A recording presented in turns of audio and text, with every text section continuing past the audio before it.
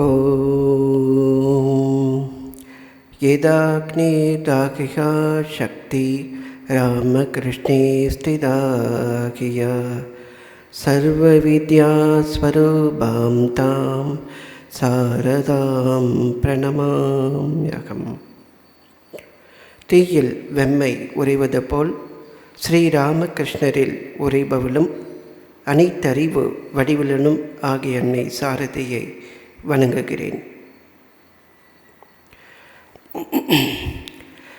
தாயும் மணவர் அருளிய பராபரக்கண்ணி தொடர் வகுப்பில் நாம் இரவு பகல் அற்ற இடத்து ஏகாந்த யோகம் வரவும் திருக்கருணை வையாய் பராபரமே என்ற கன்னியின் பொருளை சென்ற வாரம் விரிவாகவே பார்த்தோம்.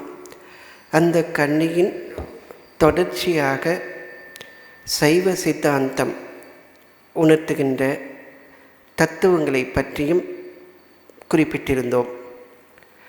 சென்ற வாரம் அந்த இரவு பகல் அற்ற இடத்து, அதாவது ஞானம் அஞ்ஞானம் அனைத்தையும் கடந்த ஏகாந்த யோகத்தை எனக்கு கிட்டிட அருள் புரிவாய் என்ற பொருள்பட அந்த கன்னியை அருளி இருந்தார். அதை பற்றி அந்த முக்குணங்களையும் ஒப்பிட்டு சத்துவம் ரஜஸ் தமஸ், அடுத்தது அறிவு அறியாமை, இதை பற்றிய ஒரு விளக்கம், இந்த அறிவு என்பது என்ன, அடுத்தது 3 அவஸ்தைகள் ஜாக்ரத் சொப்னம் சுசுப்தி, இதை பற்றியெல்லாம் நாம் விவாதித்தோம். அதைத் தொடர்ந்து பகவத்கீதையில் வரும் யா நிஷா சர்வ பூதானாம் தஸ்யாம் ஜாக்கிரதி சம்யமி எஸ்யாம் ஜாக்கிரதி பூதானி சா நிஷா பக்ஷதோ முனி என்ற சுலோகத்திற்கும் இதற்கும் உள்ள தொடர்பு, அடுத்ததாக நம் யோகியினுடைய நிலை, அறியாமை ஞானத்திற்கும் உள்ள வித்தியாசம், இந்த ஏகாந்த யோகம் என்பது என்ன, பதஞ்சலி முனிவர் குறிப்பிடுகின்ற அந்த சமாதி, இதை பற்றியெல்லாம் சென்ற வாரம் நாம் பார்த்தோம். அடுத்ததாக சைவ சித்தாந்தத்தில் ஆன்மாவானது பெத்த நிலை, சாதனை நிலை, முக்தி நிலை, இதை பற்றி விவரித்து உபநிடதங்களோடு ஒப்பிட்டு கடைசியாக இந்த சைவ ஆகமங்கள் உணர்த்துகின்ற அந்த தத்துவங்கள் 36 தத்துவங்கள் பற்றியும் நாம் குறிப்பிட்டிருந்தோம். அடுத்ததாக பகவான் ஸ்ரீராமகிருஷ்ணருடைய சமாதி நிலை, அவருடைய விளக்கத்தையும், அவர் சைத்தன்ய தேவருடைய 3 நிலைகள், புற உணர்வு, பாதி புற உணர்வு, அக உணர்வு, இதை நாம் ஸ்தூல சரீரம் சூக்ஷ்ம சரீரம், இதை ஒப்பிட்டு நாம் விளக்கி இருந்தோம். இதைத் தொடர்ந்து நாம் இப்பொழுது இந்த சைவ சித்தாந்தம் உணர்த்துகின்ற அந்த தத்துவங்களை பற்றி கொஞ்சம் சிந்திப்போம். இந்த தத்துவம் என்றால் உண்மையான அடிப்படை அமைப்பு என்ற பொருள், அதாவது எது இருக்கிறதோ அதை பற்றிய விளக்கம். உண்மையில் எது இருக்கிறது, உள்ளது எது, அதை பற்றி விளக்குவதுதான் தத்துவம். உள்ளது எதுன்னு வரும்போது அதனுடைய மூலத்திற்கே சென்று ஆராய்ந்து பார்ப்பது. பொதுவாக நாம் அணுவை பற்றி ஆராய்ச்சி செய்து கொண்டே போகிறோம். மேலும் மேலும் உள்ளே ஆராய்ந்து செல்ல செல்ல பல உண்மைகள், பல அற்புதங்களை நாம் கண்டறிகிறோம். இது அனைத்தும் பௌதிக உலகத்தை சார்ந்தது. அக உலகத்தை தியானத்தில் சமாதியில் பெற்ற அந்த அனுபவங்கள், அடுத்தது அண்டத்திற்கும் பிண்டத்திற்கும், மனித உடம்பிற்கும் இந்த பிரபஞ்சத்திற்கும் உள்ள தொடர்பு, இவையெல்லாம் நம்முடைய முன்னோர்கள் தெள்ள தெளிவாக ஆராய்ந்து அதனுடைய இயல்புகளை பற்றி விவரித்திருக்கிறார்கள். இங்கே இந்த உலகத்தினுடைய இயக்கம், பேரண்டத்தினுடைய இயக்கம் பற்றி அவர்கள் மொத்தம் 36 தத்துவங்களில் அடக்கியிருக்கிறார்கள். தாயுமானவர் இவற்றையெல்லாம் கடந்த அந்த நிலையை தனக்கு வேண்டுகிறார். முதலில் இந்த தத்துவங்களை பார்ப்போம். சுத்த தத்துவம், இது 5 தத்துவங்கள். இந்த 6 தத்துவங்களில் முதலாவதாக 5 தத்துவங்கள் விளக்கப்படுகின்றன. இந்த சுத்த தத்துவம் என்பது தூய ஆன்மீக நிலையை பற்றி குறிப்பிடுகிறது. இதில் முதலாவதாக வருவது சிவ தத்துவம். இது நாதம் என்றும் சொல்வார்கள். இந்த தத்துவத்தில் இறைவனுடைய ஞானாசக்தி மட்டுமே இருக்கின்றது. செயல்நிலை, அதாவது கிரியாசக்தி முற்றிலும் ஒடுங்கி இருக்கின்றது. இது தூய சித், அதாவது சச்சிதானந்தம் என்று நம்முடைய உபனிஷத் விழிக்கின்ற அந்த சித்து, அதாவது உணர்வு நிலை. சத் சித்து, சத் என்பது இருப்பது, சித் என்பது உணர்வு நிலை, ஆனந்தம். உண்மையான இந்த ஆனந்த நிலை எப்போதும் அந்த பரமானந்த நிலை. இதில் அகம், நான் என்ற இருப்பு மட்டுமே இருக்கின்றது. இதுவே எல்லாவற்றிற்கும் மூலமாக இருப்பது. இதையே நிர்குண பிரம்மம், நிர்விகல்பம் என்றெல்லாம் சொல்லப்படுகின்றது. இங்கிருந்தே நாதம், அதாவது அநாகத துவனி உண்டாகிறது என்று சொல்லப்படுகிறது. இது இதற்கென்ற வடிவமோ உருவமோ எதுவுமே கிடையாது, அனைத்தையும் கடந்தது. இதிலிருந்து வருவது சக்தி தத்துவம், விந்து தத்துவம் என்று சொல்லப்படுகிறது. இது கிரியாசக்தி, செயல்நிலை. இதில் ஞான நிலை சற்று பின்வாங்கி இருக்கும், அதாவது செயல்நிலை மேலோங்கி இருக்கும். சிவபெருமானுடைய இயக்க ஆற்றல் என்று இது சொல்லப்படுகிறது. இது என்ற உணர்வின் தொடக்கம்.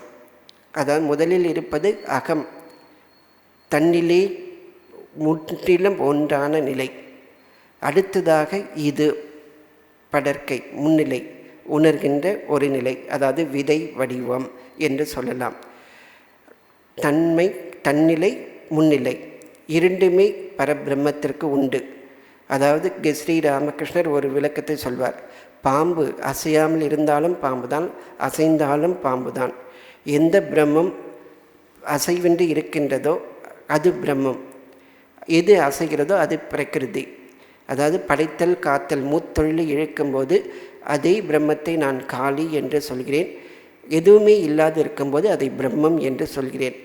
இந்த நிலையில் முன்னிலை வருகிறது. அப்பொழுது சதாக்கிய தத்துவம், இச்சா சக்தி என்னன்னாக்கா நான் பலவாக ஆவேன் அப்படின்ற ஒரு உணர்வு. இதில் ஞானாசக்தி, கிரியாசக்தி இரண்டுமே சம அளவில் இருக்கும். அகம் நான், இதிலிருந்து நான் நிறையவாக அசையும் அசையா பொருள் அனைத்துமாக நான் ஆவேன் அப்படின்ற ஒரு எண்ணம், ஒரு சங்கல்பம் வருகிறது. இந்த சங்கல்பம்தான் இந்த சதாக்கிய தத்துவம். இந்த சங்கல்பத்தினுடைய வெளிப்பாடைத்தான் நாம் சிவலிங்கமாக வழிபடுகின்றோம். உருவம். இது உருவம் என்று சொல்ல முடியாது, அருவம் என்று சொல்ல முடியாது, இயக்கம் என்று சொல்ல முடியாது, இயக்கமற்ற நிலை என்று சொல்ல முடியாது. அதாவது சங்கல்ப நிலை வந்துவிட்டது. சங்கல்ப நிலையில் அடுத்ததாக வருவது ஈஸ்வர தத்துவம். இதை மகேஸ்வர சத்துவம் என்றும் சொல்வார்கள். இது ஞானாசக்தியை காட்டிலும் இந்த செயல் அதிகமாகவே இருக்கும். முன்பு நாம் பார்த்ததை போன்று இதில் செயல் இருக்கும். இதில் நான் என்ற உணர்வு, அதாவது ஈஸ்வரன் என்ற ஒரு உணர்வு நிலை, அதாவது படைத்தல் காத்தல் அழித்தல் முத்தொழிலையும் ஆற்றுகின்ற அந்த உணர்வை உள்ளடக்கிய அந்த சக்தி. முதலில் பார்த்தது சிவ தத்துவம், ஒன்லி சிவம் மட்டுமே இருக்கின்றது. அடுத்தது சக்தி, அடுத்தது சக்தியும் சிவமும் சேர்ந்த அந்த சதாசிவ தத்துவம். அடுத்ததாக ஈஸ்வர தத்துவம். இந்த ஈஸ்வர தத்துவத்தினுடைய அதிபதி மகேஸ்வரன். அடுத்தது சுத்த வித்யா தத்துவம். இதை ருத்ரன் என்று சொல்வார்கள். இதில் பார்த்தீங்கன்னாக்கா அகம் இதம், ஏதாவது எல்லாமே வெளிப்படுகின்ற நிலை. இந்த வெளிப்படுகின்ற நிலையில் பிரம்மா விஷ்ணு சிவன் மும்மூர்த்திகளாக வெளிப்படுகின்ற நிலை. இந்த நிலையிலிருந்து அதன் பிறகு ஒவ்வொன்றாக சுத்த தத்துவங்கள், வித்யா தத்துவங்கள் வருகின்றன. முதலில் அந்த அனைத்தையும் தோற்றுகின்ற அந்த சக்தியாக வெளிப்படுகின்ற நிலை. அடுத்தது வெளிப்படுகின்ற அந்த காலமாக வெளிப்படுகின்ற நிலை வித்யா தத்துவங்களாக சொல்லப்படுகின்றது. அதாவது காலம், இந்த கடந்த காலம், இறந்த காலம், எதிர்காலம் என்று அந்த கால உணர்வை தோற்றுவிக்கின்ற கால தத்துவமாக வெளிப்படுதல். அடுத்தது காலம் என்று வந்த பிறகு நியதி. ஒரு நியதி, இது சூரியன் இந்த நேரத்தில் சூரியன் இப்படி இயக்க வேண்டும், பூமியை தன்னைத்தானே சுற்றி சூரியனை சுற்றி வர வேண்டும், கோள்களுடைய இயக்கம், பிரபஞ்சத்தினுடைய இயக்கம், இது எல்லாம் இப்படி இயங்க வேண்டும் என்று ஒரு விதியை அப்பொழுது உண்டாகிறது. இந்த விதி என்பது அசையும் அசையா பொருள் அனைத்திற்கும் உட்பட்டது. எதுவுமே இந்த நியதியிலிருந்து தப்ப முடியாது. இந்த நியதி, அந்த நியதிக்கு அடுத்ததாக வருவது கலை. இந்த கலை என்பது இந்த பிரகிருதிக்கு வசப்பட்டு பிறக்கின்ற ஆன்மா. பரமாத்மா ஒன்று இருக்கிறது, அடுத்ததாக ஜீவாத்மா. ஸோ இந்த பரமாத்மாவே நானாக ஆவேன், பலவாக ஆவேன் என்று சொல்கின்ற அந்த நிலையிலிருந்து வந்த பிறகு அந்த ஆன்மா இது இந்த பிரபஞ்சத்தோடு பிறந்து இறந்து விளையாடுகின்ற ஒரு நிலை. அப்படி விளையாடும்போது தன்னுடைய தெய்வீக இயல்பை மறந்து போகின்ற நிலை. அந்த தெய்வீக இயல்பை மறந்தால்தான் இந்த படைப்பு என்பது இருக்கவே செய்யும். வெவ்வேறு பேதங்கள் இருக்கும். அசையும் அசையா பொருட்களில் நாம் பார்க்கின்ற அனைத்து விதமான பேதங்கள் அனைத்துக்கும் இந்த கலை காரணமாக அமைகின்றது. அதாவது ஆன்மாவை மூடியிருக்கின்ற அந்த சக்தி ஆக இந்த கலை இருக்கிறது. அடுத்தது வித்யை. இந்த வித்யை என்பது புத்தி. அதாவது பரம்பொருளுக்கு அப்பாற்பட்டு நான் என்பது தனியாக இருக்கிறேன். இருப்பது ஒரே உணர்வு தான். ஆனால் அறியாமையினால் நான் இறைவன் என்கின்ற அந்த பேத உணர்வு இந்த ஜீவாத்மாவுக்கு உண்டாவது இந்த வித்யை. இது புத்தி தத்துவம். இது அந்த சிற்றறிவை இந்த ஜீவாத்மாவுக்கு இந்த வித்யானது கொடுக்கிறது. அடுத்ததாக அராகம், பற்றுதல். ஸோ நான் என்று நான் இந்த உடம்புன்னு நினச்சிக்கிட்டேன். அடுத்தது எனக்கும் பரம்பொருளுக்கும் இருக்கின்ற அந்த தொடர்பையும் நான் மறந்துட்டேன். அடுத்து எனக்கு இந்த புற உலகோடு தொடர்பு இருப்பதாக நான் உணர்கிறேன். அப்போ இந்த புற உலகோடு தொடர்பு இருந்தால் இந்த உடம்பை அடிப்படையாக கொண்டு நான் இயங்க வேண்டும். அதற்கு ஏதேனும் பற்று வேண்டும். என்ன பற்று? அது மனிதர்களிடத்திலையோ செல்வத்திலையோ இல்லது இந்த நிலத்தின் மீதோ ஏதோ ஒரு பற்று. தன்னுள் திருப்தி இல்லாமல் அந்த திருப்தியை அடைவதற்காக புற உலகோடு சம்பந்தப்படுத்தி இயங்க செய்வது இந்த அராகம். ஸோ இவ்விதம் அராகம் இருப்பதற்கு காரணம் மாயை. இந்த பரம்பொருளுக்கும் ஜீவனுக்கும் உள்ள அந்த தொடர்பை மறைக்கின்ற ஒரு திரைதான் மாயை. கோயிலில் நம்ம பார்ப்போம், மூலஸ்தானத்தில் திரையை மறைச்சிருப்பாங்க. அது வரைக்கும் நாம் வெயிட் பண்ணிகிட்டே இருக்கணும். திரையை விளக்கினோடனே தீப ஆரத்தி காட்டுவாங்க. ஸோ இந்த மாதிரி இறைவனை மறைக்கின்ற திரையாக இந்த மாயை என்பது ஆன்மாவுக்கும் பரமாத்மாவுக்கும் இடையில் இருக்கின்றது.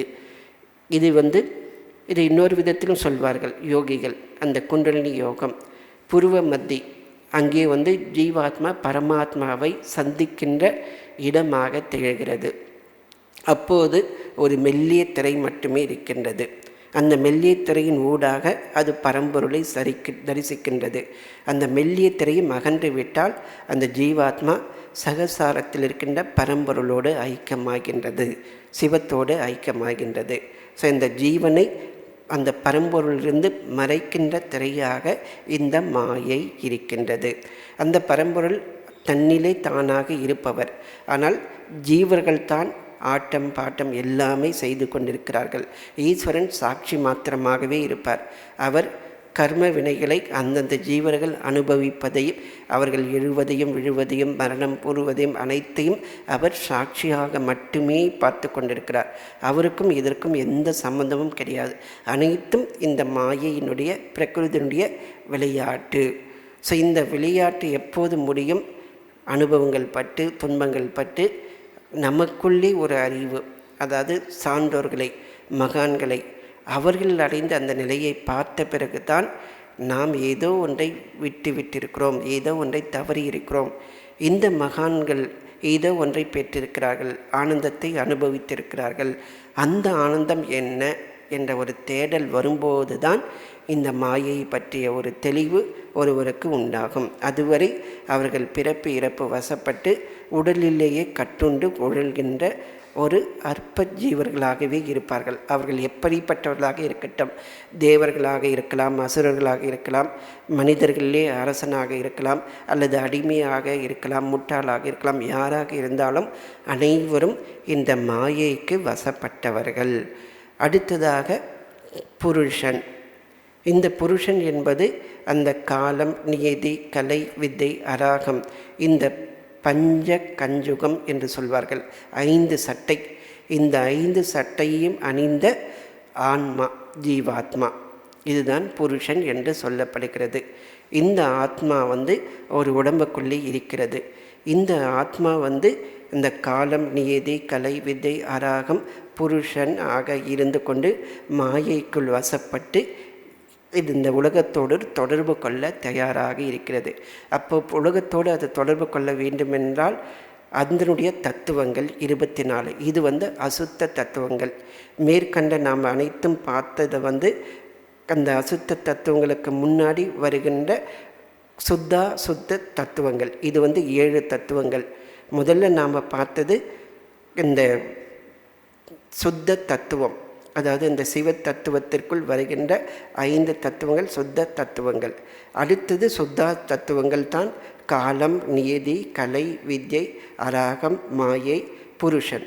அடுத்ததாக வருவது இந்த அசுத்த தத்துவங்கள். இது 24 வகைகளாக பிரிக்கப்பட்டிருக்கிறது.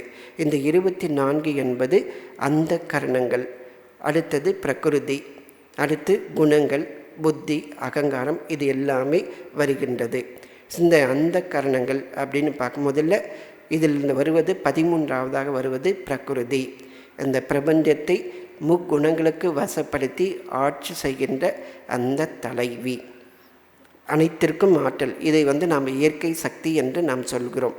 இந்த பிரகிருதி சத்வகுணம், ரஜோகுணம், தமகுணம் முக்குணங்களை ஜீவனிடத்தில் புகுத்தி சத்துவகுணம் மேலோகும்போது தூய்மை நிலையும், ஒளியையும், அறிவையும், அமைதியும் தருகிறது. ரஜோகுணத்தில் இயக்கத்தை, செயலை செய்ய வைக்கின்றது. தமகுணத்தில் அறியாமையை கொடுக்கின்றது, சோம்பலை தருகிறது, மந்த நிலை. இந்த 3 குணங்களும் ஒரு ஜீவனுக்கு இருந்து கொண்டே இருக்கும். ஆனால் இவற்றில் வாழ்க்கையில் பார்த்தீங்கன்னா ஏதோ ஒரு குணம் மேலோங்கி இருக்கும். சிலர் எப்போது பார்த்தாலும் அறியாமையிலும் சோம்பலிலும் மந்தமாகவும் இருப்பார்கள். ரஜோகுணம் அடுத்தவர்களை கொள்வது, இது போன்ற அதிகமான ரஜோகுணம். அதிலிருந்து கொஞ்சம் விடுபட்டவர்கள் பெயர் புகழ் ஆசைப்பட்டு பிறருடைய பொருளுக்கு ஆசைப்பட்டு வாழ்கின்ற ஒரு நிலை. அடுத்தது அடுத்தவர்களை விட நான் கொஞ்சம் உயர்ந்த நிலையை அடைய வேண்டும், பிறரோடு ஒப்பிட்டு இயங்கிக் கொண்டிருக்கின்ற ஒரு நிலை ரஜோகுணம். சத்வகுணம் என்பது எதுவுமே வேண்டாம், நான் இறைவனை மட்டுமே விரும்ப வேண்டும், எனக்கும் இந்த உலகத்திற்கும் உள்ள தொடர்பு போதும், இறைவா என்னை ஏற்றுக்கொள் என்று இறை அருளுக்காக காத்து தூய்மையான வாழ்க்கையை, அமைதி நிறைந்த ஒரு வாழ்க்கையை, அந்த ஆன்ம வாழ்க்கையை நாடி செல்கின்ற நிலை. அடுத்ததாக வருவது புத்தி, அந்த அறிவு, ஜீவனுக்கு இருக்கின்ற முடிவெடுக்கின்ற திறன். அடுத்தது அகங்காரம், நான் என்ற உணர்வு. அந்த அகங்காரத்துக்கு அடுத்ததாக வருவது மனம். இந்த மனம் என்பது சிந்தனை, உணர்வு, யோசனை, இது எல்லாமே உள்ளடக்கியது. ஸோ இந்த சிந்தனைன்னு பார்த்தீங்கன்னாக்கா இந்த மனம் இந்த ஐம்புலன்கள் ஒரு விஷயத்தை கொண்டு வருகிறது. ஸோ கண் ஒரு விஷயத்தை பார்க்குது, ஒரு பழம் இருக்குதுன்னு வச்சுங்க, அந்த கண் அந்த விஷயத்தை பார்க்குது. உடனே மனம் இங்கே அந்த ஒரு சிவப்பு பழம் ஏதோ இருக்கிறது. உடனே புத்தி இது பழம் என்பது ஆப்பிள் பழம், இது உடம்புக்கு நல்லது, சாப்பிடலாம் அப்படின்னு புத்தி தீர்மானிக்குது. ஆனால் அகங்காரம் அது தீர்மானித்தாலும் அதை நான் சாப்பிட வேண்டும், அது சாப்பிட்டாக என்னுடைய பசி போக்கும்னு சொல்லி அகங்காரம் அதை அங்கீகரிக்கிறது. இது 3மே க்ஷண நேரத்தில் நடக்கின்ற செயல். இது எல்லாம் உள்ளடக்கியது மனம். ஸோ இந்த மனமும் அகங்காரமும் புத்தியும் செயல்படுவதற்கு ஞானேந்திரியங்கள் காரணமாக இருக்கின்றன. அதாவது ஐம்புலன்கள். ஃபஸ்ட்டு ஸ்ரோத்திரம், அதாவது காது, ஆகாயத்தின் குணமான ஒலி, சப்தத்தை கேட்கின்ற கருவி. அடுத்து துவக்கு, தோல், காற்றின் குணமான தொடுர் உணர்வை உணர்கின்ற கருவி. அடுத்து சக்ஷு, கண்ணு, இது வந்து நெருப்பின் குணமான உருவத்தை காண்கின்ற கருவியாக இருக்கிறது. அடுத்து ஜிஹ்வா, நீரினுடைய குணமான சுவையை அறிகின்ற கருவியாக இருக்கிறது. அடுத்து கிராணம், மண்ணினுடைய குணமான வாசனையை முகர்கின்ற கருவி. அதனால்தான் ஐம்புலன்கள் என்று இதனை உருவகப்படுத்தியிருக்கிறார்கள். அடுத்ததாக கர்மேந்திரியங்கள், இது அனைத்தும் இந்த ஐந்தும் வந்து ஐம்புலன்கள். அடுத்ததாக இயக்குகின்ற சக்தியாக இருப்பது வாய், வாக்கு, பேசுவதற்கும் ஒலியை எழுப்பதற்கும் பயன்படுகின்ற கருவி. அடுத்து பாணி, கை, பொருட்களை பிடித்து கொள்ளவும் வேலை செய்வதற்கும் அந்த தொடர்புடைய பூதம் சக்தியாக, அதாவது நெருப்பினுடைய தொடர்பு கொண்ட சக்தியாக இது இருக்கின்றது. வாக்கு வந்து ஆகாயத்தினுடைய தொடர்பு சக்தியாக இருக்கிறது. இந்த கை என்பது நெருப்பினுடைய தொடர்பு, அந்த சக்தியை கொண்டது. அடுத்ததாக பாதம், நடப்பதற்கு உதவுகின்ற கை, இது வந்து காற்றினுடைய சக்தியை கொண்டிருக்கிறது. அடுத்தது பாயு, ஆசனவாய், உடலில் உள்ள கழிவுகளை எல்லாம் உதவுகின்ற மலவாய், இது வந்து மண்ணோடு தொடர்பு கொண்டது, அதாவது ஐம்பூதத்தில் மண்ணோடு தொடர்பு கொண்டது. அடுத்ததாக உபஸ்டம், இனப்பெருக்கம், உடலுடைய சிற்றின்ப நுகர்ச்சிக்கு உண்டான அந்த உறுப்பு, இது வந்து நீரோடு தொடர்பு கொண்டது. ஐம்பூதங்களில் நீரினுடைய அம்சமாக இது இருக்கிறது. இப்படி ஐம்புலன்கள், கர்மேந்திரியங்கள், ஞானேந்திரியங்கள், இவை கொண்டதாக இந்த தத்துவம் இருக்கிறது. அடுத்ததாக தன்மாத்திரைகள், 5 தன்மாத்திரைகள். இந்த தன்மாத்திரைகள் பார்க்கும்போது சப்தம், ஒளிநுட்பம், ஆகாயத்திலிருந்து வருகின்ற அந்த ஆகாயத்தை உருவாக்குகின்ற அந்த சப்தம். அடுத்தது ஸ்பர்ஷம், தொடுதல், இதுவும் காற்றோடு தொடர்பு கொண்டது. ரூபம், நெருப்போடு தொடர்பு கொண்டது. ரசம், சுவை நுட்பத்தை உண்டாக்குவது. கந்தம், மண் வாசனை, அதாவது வாசனையை உணர்வது. இந்த தத்துவங்கள் அனைத்தும், இந்த தன்மாத்திரைகள், இந்த ஞானேந்திரியங்கள், இந்த மனம், புத்தி, சித்தம், அகங்காரம், இவை அனைத்தும் அசுத்த தத்துவங்களாக வகைப்படுத்தப்படுகிறது. இதற்கு அடுத்ததாக பஞ்சபூதங்கள் வருகின்றது. 5 மகாபூதங்கள். பஞ்சபூதங்கள் நமக்கே தெரியும். ஆகாயம், வாயு, அக்னி, நீர், பிருத்திவி. இந்த 5 பூதங்கள் அடுத்ததாக வருகிறது இந்த பஞ்சீகரணம்.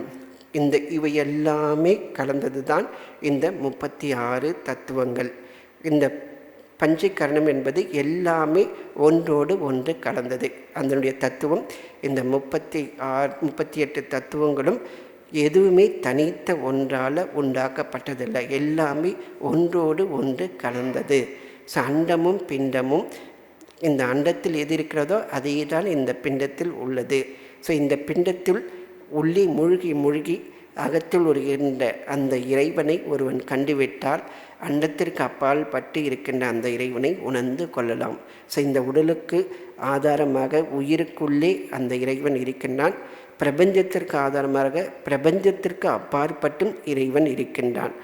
இது இரண்டிற்கும் ஆதாரமாக அந்த இறைவன் இருக்கின்றான். இந்த இறைவனை அடைய விடாமல் தடுப்பது மும்மலங்கள், ஆணவம், கண்மம், மாயை என்று சைவ சித்தாந்தம் கூறுகிறது. இந்த ஆணவ மலம்தான் அந்த ஜீவனுடைய அறிவை முற்றிலுமாக மறைக்கின்றது. நான், எனது என்ற அகந்தையை தருவது. அடுத்தது அதன் மூலமாக செயல், நான் இதை செய்ய வேண்டும், அதனுடைய பலனை பெற வேண்டும் அப்படின்னு சொல்லி செயல்படுகின்ற நிலை. இதனால் என்னாகுது? அந்த வினை ஒன்று வருகிறது, நல்வினை, தீவினை. நல்வினை தீவினைக்கேற்ப ஒருவன் மேலும் மேலும் பிறந்து இருந்து பல பிறப்புகளை எடுக்கின்றான். இதற்கு அடிப்படையாக இருப்பது தான் மாயை. தான் உடம்பு என்று மாயையினால் நினைத்து மேலும் மேலும் அழிகின்ற இந்த உடம்பை தானாக நினைக்கின்ற அந்த சக்தி தான் மாயை. இந்த சக்தியிலிருந்து விடுபட வேண்டும் என்றால் இறைவனுடைய துணையை நாட வேண்டும். இறைவனுடைய துணையை நாட வேண்டும் என்றால், இறைவா உன்னுடைய மறைப்பினை நீக்குவாய், அதாவது திரோதான சக்தி, அவர் அதாவது மறைத்திருக்கின்ற அந்த திரைகளை நீ நீக்கு. அப்படி நீக்குகின்ற அந்த சக்தியாக அனுகிரக சக்தி. அவர் திரையை நீக்கும்போது வினைகள் அனைத்தும் அகன்று விடுகின்றன. இந்த 36 தத்துவங்களை ஒருவன் கடந்து செல்லும்போது இறைநிலையை ஒருவன் பெறுகின்றான். இந்த இறைநிலையை பெறுவதற்கு சைவ சித்தாந்தம் பல நெறிகளை கூறியிருக்கிறது. இது 4 நெறிகள் நம்முடைய ஆன்றோர் பெருமக்கள் திரும்ப திரும்ப வலியுறுத்துகிறார்கள். அனைத்துமே எளிமையான மார்க்கங்கள் தான், உங்களுக்கும் தெரிஞ்சிருக்கும். அது சரியை, கிரியை, யோகம், ஞானம். ஸோ உடலால் நாம் இறைவனுக்கு தொண்டு செய்ய வேண்டும். பொதுவாக உடலால் நமக்காகவும் நாம் வாழ்வதற்காக பிறருக்காகவும் தான் வேலை செய்கிறோம். ஸோ இந்த உடல் வாழ்க்கைக்காக ஒன்று நமக்காகவும் இந்த உடல் வாழ்க்கைக்கு ஆதாரமாக பிறருக்காகவும் வேலை செய்து கொண்டிருக்கிறோம். இதோடு நாம் இறைவனுக்காக இந்த உடலால் தொண்டு செய்ய வேண்டும். தன்னலமற்ற தொண்டு செய்ய வேண்டும் உடலால். அடுத்ததாக கிரியை. அதாவது உடலால் செய்தால் மட்டும் போதாது, மனத்தாலும் இறைவனை தொழ வேண்டும். அதாவது இந்த செயல், அதாவது இது பார்த்திங்கன்னா தொண்டு, பூ மாலை கட்டுவது, உழவார பணிகளை செய்வது, இது எல்லாமே பூஜைக்கு உண்டான அடுத்த நிலையிலுள்ள செயல்கள். கிரியை என்பது நாமே பூஜை செய்வது, மந்திரங்களை உச்சரித்தல், அக்னியை ஹோமம் செய்தல், அபிஷேகம் செய்தல், இது எல்லாமே கிரியை. ஸோ முதலில் சாதாரண நிலை, அடுத்தது சற்று முன்னேறிய நிலை, அடுத்ததாக யோகம். யோகம் வரும்போது இந்த சரியை கிரியை இரண்டையும் தாண்டி யோக நிலை முழுக்க முழுக்க அகத்திலேயே நடக்கின்ற நிலை. யமம், நியமம், ஆசனம், பிராணாயாமம், பிரத்யாகாரம், தாரணை, தியானம் இவற்றை கடந்து யோக நிலையில் இருக்கின்ற ஒரு நிலை. ஸோ இந்த நிலைகளை நாம் பழகி நாம் தியானம் செய்கின்ற ஒரு நிலையை பெற வேண்டும். அவ்விதம் பெற்றால்தான் அந்த ஞானம், அதாவது சமாதி நிலை நமக்கு கைகூடும், ஞான நிலை கைகூடும். இதற்கு சிரவணம், மனனம், நிதித்தியாசனம், திரும்ப திரும்ப அந்த மறைப்பொருள் பற்றிய உண்மையை கேட்பதில், கேட்டதை சிந்தித்தல், அடுத்தது சிந்தித்து தெளிவடைதல், அதுவாகவே ஆதல். தத்துவமசி என்று குருநாதர் உபதேசிக்கும் போது அந்த தத்து என்றால் என்ன, துவம் என்றால் என்ன, அசி என்றால் என்ன, மூன்றுக்கும் உள்ள ஒற்றுமை என்பது என்ன, ஜீவன் யார், பரம்பொருள் என்பது என்ன, அதற்கும் நமக்கும் உள்ள தொடர்பு என்ன, இதை உணர்ந்து அதுவாகவே ஆவதற்கு என்ன செய்ய வேண்டுமோ அதை செய்வது. ஸோ இவ்விதம் செய்வதன் மூலமாக நாம் அந்த முதலில் இறைவனுடைய உலகத்தில் இருப்போம். இந்த உலகமே இறைமயமாக காண ஆரம்பிப்போம். சரியை நாம் முறையாக செய்யும்போது இறைவன் என்பவர் அங்கேயும் இருக்கிறார், இங்கேயும் இருக்கின்றார். கோயிலிலும் இருக்கின்றார், என்னுடைய வீட்டிலும் இருக்கின்றார், எல்லா இடத்திலும் அவர் இருக்கின்றார் என்ற ஒரு உணர்வு. அடுத்தது கிரியை. அப்படி கிரியை பண்ணும்போது நாம் எந்த செயல் செய்தாலும் அதை பூஜையாக செய்வோம். முதலில் இறைவன் கோயிலில் பார்க்கின்றோம், அகத்தில் மட்டும் பார்க்கிறோம். இங்கே எல்லாவற்றிலும் பார்க்கின்ற ஒரு நிலை, இறைவனுக்கும் நமக்கும் உள்ள தொடர்பை எல்லாவற்றிலுமே ஏற்படுத்துதல். அடுத்து யோக நிலை. என்ன செய்தாலும் அது யோகமாக மாறுவது. நாம் நடந்தால் அது இறைவனை பரிக்கிரமா செய்வதற்கு சமம். பேசினால் அவருடைய மந்திர வார்த்தைகளை சொல்வதாக அர்த்தமாகும். ஞான நிலை என்பது அனைத்துமே அந்த இறைமயமாக கண்டு செயலை கடந்து அந்த ஞானத்திலே, அந்த இறைநிலையிலேயே ஒன்றாக இருக்கின்ற நிலை. இந்த நிலை கிடைக்கும்போது தான் சிவசாயுஜ்யம், இறுதி நிலை ஒருவனுக்கு கிட்டுகின்றது. சிவஸ்வரூபமாக அவன் ஆகின்றான், இரண்டர கலக்கின்றான், அத்வைதமாக ஆகின்றான். அத்வைதமாகத்துக்கு முன்பாக இந்த உடலோடு இருக்கும்போதே ஜீவன் முக்தனாக இருப்பவன், அதாவது தான் உடல் என்ற நிலையிலிருந்து விடுபட்டு நான் இறைவன், அவனுடைய அம்சம் என்ற ஒரு நிலையில் வாழ்பவர்கள் ஜீவன் முக்தர்கள். அவர்கள் தனக்கென்று வாழ்வதில்லை, இறைவனுக்கென்றே வாழ்கின்றார்கள். அந்த இறைநிலை அடைந்த பிறகு மற்றவர்களும் அந்த இறைநிலையை பெறுவதற்காக இருப்பவர்கள். ஸோ இத்தகைய நிலையைத்தான் தாயுமானவர் வேண்டுகிறார். இதையும் தாண்டி இராப்பகல் இல்லாத அந்த இடத்தில் என்னை அழைத்து விடு, அந்த ஒரு யோகத்தை எனக்கு கொடுப்பாயின்னு சொல்லி இந்த 26 தத்துவங்களையும் இந்த தத்துவங்கள் அனைத்தையும் கடந்த ஒரு நிலையை அவர் குறிப்பிடுகிறார். ராப்பகலற்ற இடத்து ஏகாந்த யோகம் வரவும் திருக்கருணை வையாய் பராபரமே. இதே கருத்தை ரமண மகரிஷி தன்னுடைய அருணாச்சல அக்ஷர மணமாலையில் குறிப்பிட்டிருக்கிறார். ராப்பகல் இல்லா வெறுவெளி வீட்டில் ரமித்திடுவோம் வா அருணாச்சலா. இது அருணாச்சல அக்ஷர மணமாலையில் 91வது பாடலாக வருகின்றது. ராப்பகல் இரவும் பகலும் இல்லாத இரட்ட நிலைகளுக்கு அப்பாற்பட்ட வெறு வீட்டில் சுத்த சூன்யமான எல்லையற்ற அகண்டாகார ஆன்ம வெளியில் அந்த ரமித்திடுவோம். பேரின்பத்தில் திளைத்து ஒன்றுபடுவதற்கு வந்து அருள் புரிவாய் அருணாச்சலான்னு சொல்லி கேட்கின்றார். இது கடைசியாக பார்த்தீங்கன்னாக்கா அருணாச்சல அக்ஷரமானில மனமானில முதல்ல வந்து தன்னிடத்தில் இருக்கின்ற குறைகளை எல்லாம் நீக்க சொல்லி கேட்கின்றார். அடுத்தது அவருடைய அருள்மழை பொழியும்படி கேட்கின்றார். அடுத்தது அருள்மழையில் நனைகின்ற அந்த நிலையை கேட்கின்றார்.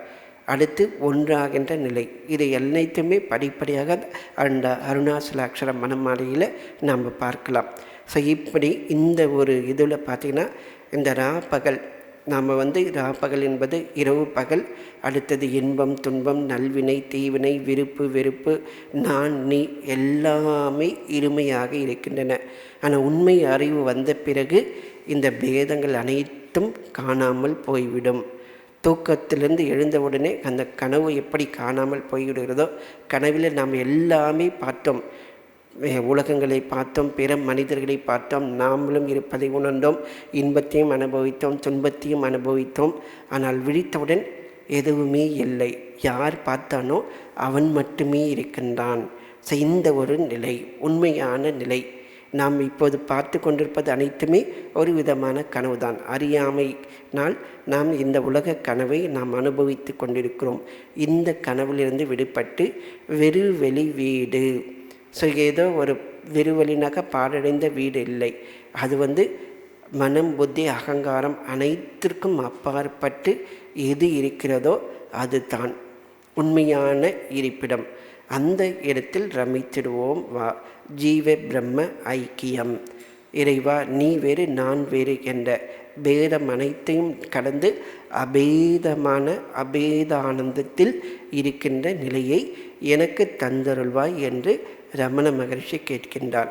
இதைத்தான் தாயுமானவர் ராப்பகல் அற்ற எடுத்து ஏகாந்த யோகம் வரவும் திருக்கருணை வையாய். இதே கருத்தை ராமலிங்க அடிகளாரும் வேண்டியிருக்கிறார். சாவுரு பார்த்தீங்கன்னாக்கா ராப்பகல் இல்லா இடத்தை வெண்ணிலாவே நானும் இருக்க எண்ணி வாடுகின்றேன் வெண்ணிலாவே. எல்லா மகான்களும் இந்த இதை பற்றி பேசியிருக்கிறார்கள். இதெல்லாம் பற்றி நம்ம சிந்தனை பண்ண அதுவே ஒரு ஆனந்தம். இதை பற்றி என்னக்கா ஒவ்வொருத்தரும் ஸ்ரீ ராமகிருஷ்ணர் சொல்வார், எல்லா நெறிகளும் ஒன்று போலவே ஓலையிடும். மகான்கள் உண்மையை உணர்ந்த மகான்கள் எல்லாருமே பார்த்திங்கன்னா அவருடைய உபதேசங்கள் அனைத்துமே அந்த ஒரே விஷயத்தை வெவ்வேறு ரூபங்களில் சொல்லியிருக்கிறாங்க. இங்கே வந்து வெண்ணிலான்றது வந்து அந்த இடத்தை கடந்த நிலை, ராப்பகல் இல்லாத வெண்ணிலா. இங்கே ஏகாந்த யோகம் என்று சொன்னார். அடுத்தது இவர் ரமண மகரிஷி எடுத்துக்கிட்டிங்கனாக்கா ராப்பகல் இல்லா இடத்தை ரமித்திடுவோம் வெறுவெளி வீட்டில். அங்கே வெறுவெளி வீட்டில் சொன்னது இங்கே ஏகாந்த யோகம். இதே நம்ம ராமலிங்க அடிகள் பார்த்தீங்கன்னாக்கா வெண்ணிலா.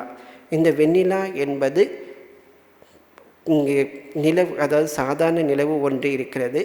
அதற்கு வந்து இந்த வெண்ணிலா என்பது அருட்பெருஞ்சோதி. தூய எந்த இதிலிருந்து அனைத்தும் உண்டாகின்றதோ, எது அனைத்திற்கும் அப்பாற்பட்டதோ, அருட்பெருவெளிக்கும் அப்பாற்பட்டிருக்கின்றத இதையே வெண்ணிலா. ஏன் வெண்ணிலான்னாக்கா நிலவு வந்து குளிர்ச்சியை தரும். அது போன்று உண்மையான அந்த ஆனந்தத்தில் இருக்கின்ற ஒரு நிலை. இதையே வந்து பிரார்த்தனையாகவும் பல இடங்களில் சொல்லியிருக்கிறார். இருளும் ஒளியும் வந்த வகையை எண்ணியே இரவும் பகலும் மயக்கினை இனிது நன்னியே அருளும் பொருளும் கொடுத்து மயக்கம் நீக்கி காட்டியே அன்பால் என்னை வளர்க்கின்றாய் நல்ல அமுதம் ஊட்டியே அப்படின்னு சொல்லி அவர் இன்னொரு இடத்துல பாடுறார். இப்படி மகான்கள் மேலும் மேலும் இந்த ஒரு நிலையை வர்ணிக்கின்றார்கள். சுவாமி விவேகானந்தர் அவர் சமாதி நிலையை பற்றி அற்புதமான ஒரு பாடலை இயற்றியிருக்கிறார். சுவாமி ராமகிருஷ்ணானந்தர் இங்கே படத்தில் இருக்கிற அவர் கடைசி நேரத்தில் அந்த சமாதி பாடலை ஒருத்தர்கிட்ட பாட சொல்லி அதை கேட்டு அந்த சமாதி நிலையை அனுபவித்தபடியே உடம்பை விட்டார். அதனுடைய தமிழாக்கம் அதில் சுவாமி விவேகானந்தர் ஆங்கிலத்தில் எழுதியிருந்த தமிழில் டிரான்ஸ்லேஷன் அதில் வருகின்ற வரிகளை நாம் பார்க்கலாம். சூரியன் இல்லை, சந்திரன் இல்லை, சுடரும் ஒளியும் மறைந்ததுவே, பார் உலகத்தின் சாயலை ஒத்து பரந்த வெளியில் மிதந்ததுவே. ஸோ ஒரு யோகி சமாதி நிலைக்கு போகும்போது ஐம்புலன்களும் புற உலக தொடர்பு கொள்வதை நிறுத்திவிடும். ஸோ நம்ம தினசரி இந்த உலகத்தோடு பார்க்கின்ற சூரிய ஒளி, அந்த சந்திர ஒளி எல்லாமே, சுடரின் ஒளி எல்லாமே மறைகின்றது. இந்த உலகத்தோடு ஒத்திருக்கின்ற அந்த சாயல், இந்த உலகத்தோடு இருக்கின்ற அந்த தொடர்பு, அதுவும் மெல்ல மெல்ல மறைகின்றது. மாயை விலகுகின்றது. இதிலிருந்து மனம் உள்முகமாகிறது. அடுத்து உள்முகம் ஒடுங்கிய உள்ளத்தின் வெறுமையில் ஓடும் அகிலம் மிதக்கின்றது. ஸோ மனம் இந்த புற உலக சிந்தனையை நிறுத்தி உள்முகமாக அந்தர்முகமாக மாறுகிறது. அப்போது எண்ணங்கள் அற்ற ஒரு அமைதி, அந்த அமைதிக்குள் இந்த ஒட்டுமொத்த பிரபஞ்சமும் ஒரு சிறு துகள் போல மிதக்கின்றது. சிறு துகள் அப்படின்னாக்கா இந்த சொல்லுது இந்த உலகத்தில், இந்த பிரபஞ்சத்தில் பார்க்கும்போது இந்த பூமி ஒரு சிறு துகள் கூட சொல்ல முடியாது. ஏன்னா அந்தளவுக்கு இடமே தெரியாத அளவுக்கு பூமி சின்னது. ஆனால் சமாதி நிலையில் பார்க்கும்போது இந்த பிரபஞ்சமே, இந்த பேரண்டமே ஒரு சிறு துகள் போல மறைகின்றது. அடுத்தது துள்ளி எழும்பிவிடும் மிதக்கும் அமிழ்வுறும் தொடரும் மறுபடி நான் அதனில். இந்த பிரபஞ்சம் மறைந்த பிறகும் அந்த நான் என்பது கொஞ்சம் இருக்கின்றது. சமாதி நிலையில் அந்த நான் நான் என்ற ஒரு உணர்வு, அது பார்த்தீங்கன்னா அந்த சச்சிதானந்த கடலில் அலையை போல மேலும் துள்ளி மேலும் எழும்புகிறது, மிதக்கின்றது, மறுபடியும் எழும்புகிறது. இப்படி உள்ளேயும் போகிறது, இன்னும் கரையவில்லை. மெல்ல மெல்லவே நிழல்கள் பற்பல மீண்டன மூல கருப்பையுள். ஸோ நம்ம இந்த பிரபஞ்சத்தில் நாம் காண்கின்ற எல்லா உருவங்கள், மனிதர்கள், பொருட்கள், எண்ணங்கள் எல்லாமே ஒரு நிழல்கள், வெறுமை, ஒரு தோற்றம். இந்த தோற்றங்கள் அனைத்துமே அதனுள் ஒடுங்கி விடுகின்றன. அப்போ ஒடுங்கி விட்ட பிறகு என்னது இருக்கின்றது? உள்ளே நான், உள்ளே நான் என்னும் நீர் ஓட்டமே ஓடியதை ஒரு முடிவு இன்றி. எல்லாமே மறைந்த பிறகு அந்த நான் உணர்வு, உண்மையான நான், அதாவது இந்த சச்சிதானந்த நான், அந்த ஜீவாத்மா பரம்பொருளோடு ஒன்றாகி விடுகிறது. இருக்கின்றது எதுவோ அது மட்டுமே இருக்கின்றது. அதாவது ஒழுகலும் நின்றிட வெறுமையுள் வெறுமையாய் உலகம் அடங்கி கலந்ததுவே. அந்த சச்சிதானந்தத்தில் காண்பவன், காணப்படும் பொருள் எல்லா வேறுபாடுகளும் அழிந்து இரண்டர கலந்து விட்டது. அப்போது அந்த கலந்த நிலையில் என்ன நடக்கிறது? மொழிவதும் இல்லை, நினைப்பதும் இல்லை, முற்றும் உணர்பவன் செயல் புரிவான். இந்த நிலையை வார்த்தைகளால் விளக்க முடியாது. வார்த்தைகள் எல்லாமே மனதனுடைய எல்லைக்கு உட்பட்டவை. இங்கே அனைத்திற்கும் கடந்த நிலை. அங்கே எண்ணங்கள் இல்லை, அனுபவம் மட்டுமே இருக்கின்றது. ஸோ இனிப்பை சாப்பிடுகிறோம், அந்த இனிப்பினுடைய உணர்வை வார்த்தைகளால் வெளிப்படுத்த முடியாது, அனுபவித்தால்தான் உணர முடியும். அதுபோன்று அந்த அனுபவ நிலையில் இருக்கின்ற அந்த நிலை. ஸோ இத்தகைய ராப்பகல் அற்ற இடத்து ஏகாந்த யோகம், இந்த யோகத்தை தான் தாயுமானவர் வேண்டுகின்றார். இறைவா, எனக்கு இந்த நிலையை தந்தருள்வாய், அனைத்தையும் கடந்த இருமை நிலைகளை கடந்த அந்த ஏகாந்த யோகத்தை எனக்கு தந்தருள்வாய் என்று தாயுமானவர் வேண்டுகிறார். அடுத்த பராபர கன்னி மால் காட்டி சிந்தை மயங்காமல் நின்று சுகம் கால் காட்டி வாங்காதே கண்டாய் பராபரமே. இதை நாம் வரும் வகுப்பில் காண இருக்கின்றோம். அதற்கு முன்பாக இந்த தாய்மானவர் அருளிய பராபர கன்னியை ஒட்டி சில நிமிடங்கள் தியானம் செய்வோம். அனைவரும் நிமிர்ந்து உட்காருங்கள். கையை சின்முதிரையில் வைத்து உங்கள் தொடை மீது வைத்து கொள்ளுங்கள். முதுகு நேராக இருக்கட்டும். கண்களை மூடி உங்கள் சுவாசத்தை கவனியுங்கள்.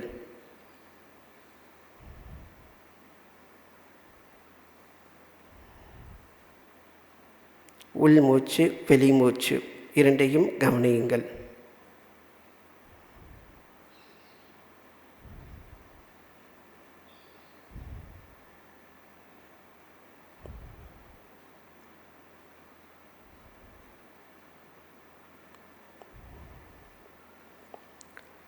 உள்மூச்சு இழுக்கும்போது பரா என்று நினைக்கலாம் அல்லது ஓங்காரத்தை நினைக்கலாம்.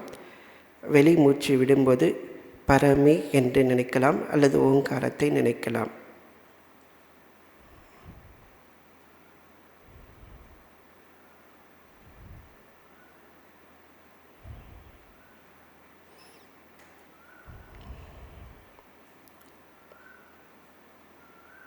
இப்பொழுது அந்த பராபர கடவுளிடம் பிரார்த்தனை செய்யுங்கள்.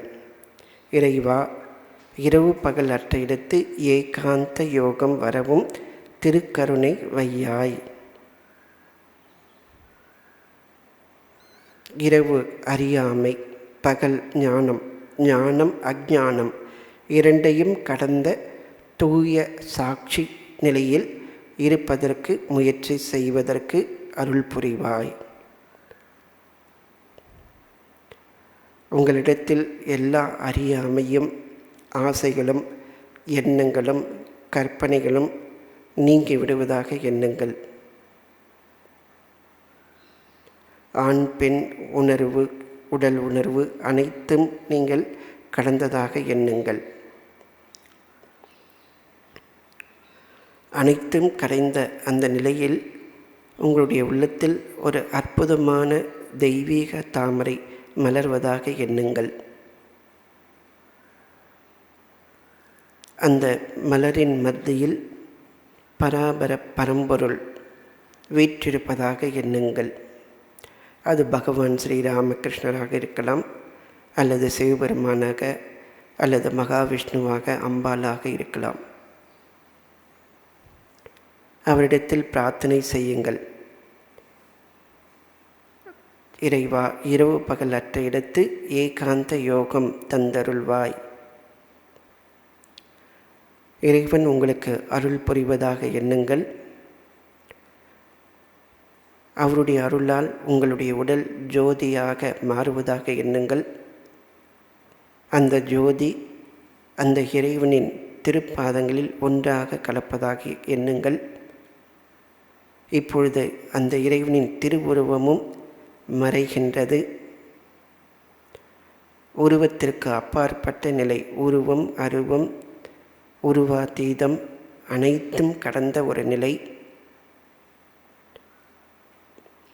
காலத்திற்கு அப்பாற்பட்ட நிலை, கடந்த காலம், நிகழ்காலம், எதிர்காலம் அனைத்தும் மறைந்து எது இருக்கின்றதோ அதில் மட்டுமே நிலைக்கின்ற ஒரு நிலை. இந்த நிலையில் சில நிமிடங்கள் இருக்க முயற்சி செய்வோம்.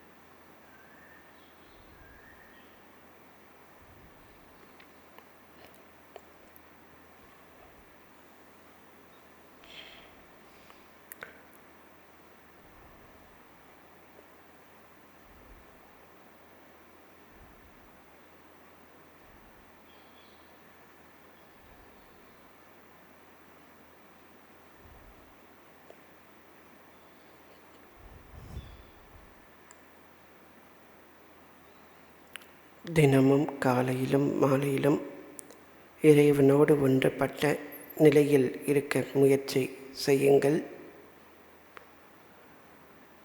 உங்கள் மனம் எண்ணங்களுக்கு உட்பட்ட நிலைக்கு வந்ததும் மீண்டும் அந்த பரம்பொருள் வடிவத்தை நினைத்து கொள்ளுங்கள்.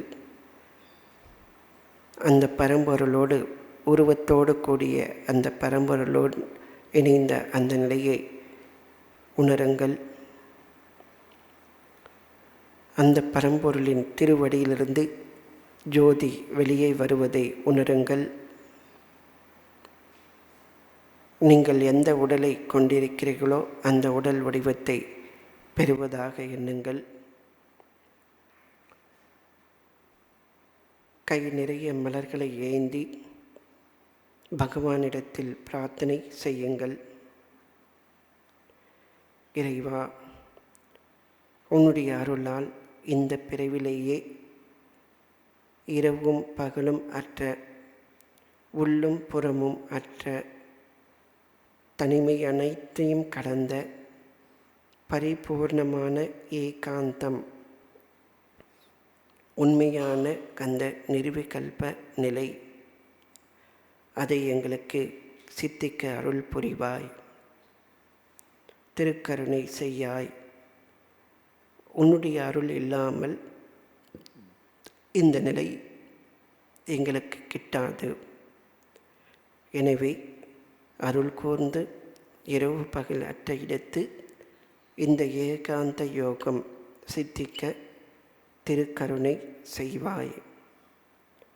இதை பற்றிய ஒரு தெளிவு, இதை அடைவதற்கான ஏக்கம், இதை அடைய செய்கின்ற அந்த பாதையில் பயணிக்கின்ற துணிவு அனைத்தையும் எனக்கு தந்தருள்வாய் என்று வேண்டியபடி அந்த மலர்களை இறைவனின் பாத கமலங்களில் சமர்ப்பியுங்கள்.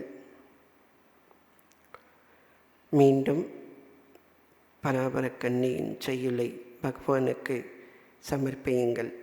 இரவு பகல் அற்ற இடத்து ஏகாந்த யோகம் வரவும் திருக்கருணை வையாய் பராபரமே.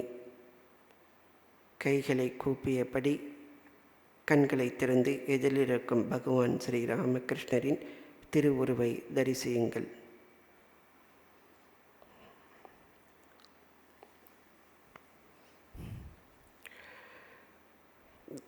தினமும் காலையிலும் மாலையிலும் தீட்சை பெற்றிருந்தால் அந்த உபாசனையை செய்யுங்கள். அவ்வப்போது இது போன்ற பராபர கண்ணி செய்யுளை படைத்து அது என்ன சொல்ல வருகிறது என்பதை உணரும் விதமாக கண்களை மூடி இது போன்ற ஒரு தியானத்தையும் தினமும் பயிற்சி செய்ய முயற்சி செய்யுங்கள். இவ்விதம் செய்யும்போது மனம் எந்த வேலையில் ஈடுபட்டாலும் அந்த குறிக்கோளிலேயே தொடர்பு கொண்டிருக்கிறோம். சாதாரண வேலை செய்தாலும் அந்த உயர்ந்த குறிக்கோளை நோக்கி நாம் பயணிக்கின்ற ஒரு தெளிவு நம்மிடத்தில் இருக்கும்.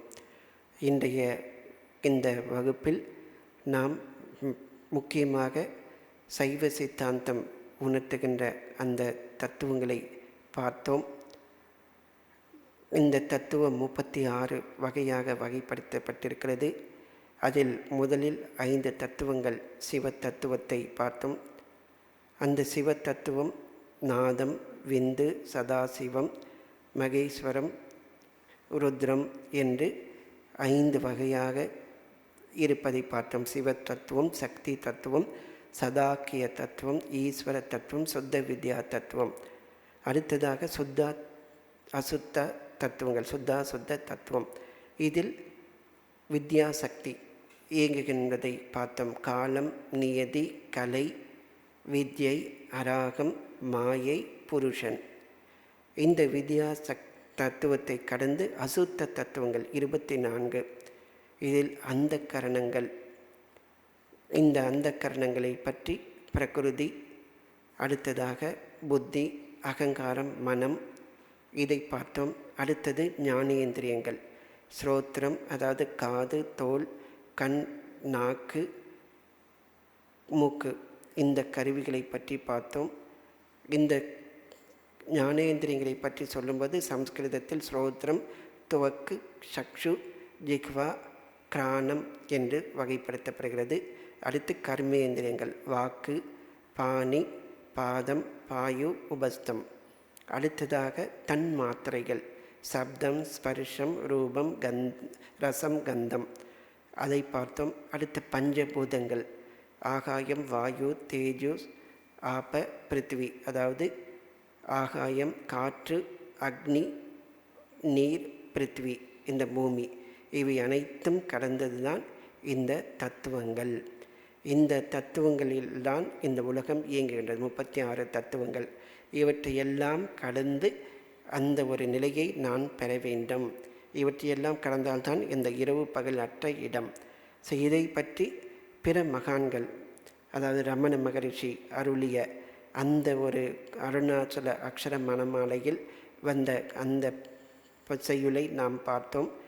ரா பகல் இல்லா வெறுவெளி வீட்டில் ரமித்திடுவோம் வா அருணாச்சலா என்று அவர் குறிப்பிட்ட அந்த ஒரு நிலையையும், அடுத்ததாக தாயுமானவர் ராப்பகல் இல்லா இடத்தே வெண்ணிலாவை நானும் இருக்க எண்ணி வாடுகின்றேன் வெண்ணிலாவை பார்த்தோம்.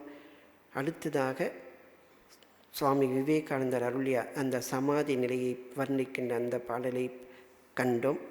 முடிவாக தியான நிலைக்கு முயற்சித்தோம். இவ்விதம் இந்த பராபர கன்னி இந்த 2 வகுப்பில் பல விஷயங்களை பற்றி சிந்திக்கக்கூடிய வாய்ப்பு கிடைத்தது. வரும் வியாழனன்று மால் காட்டி சிந்தை மயங்காமல் நின்று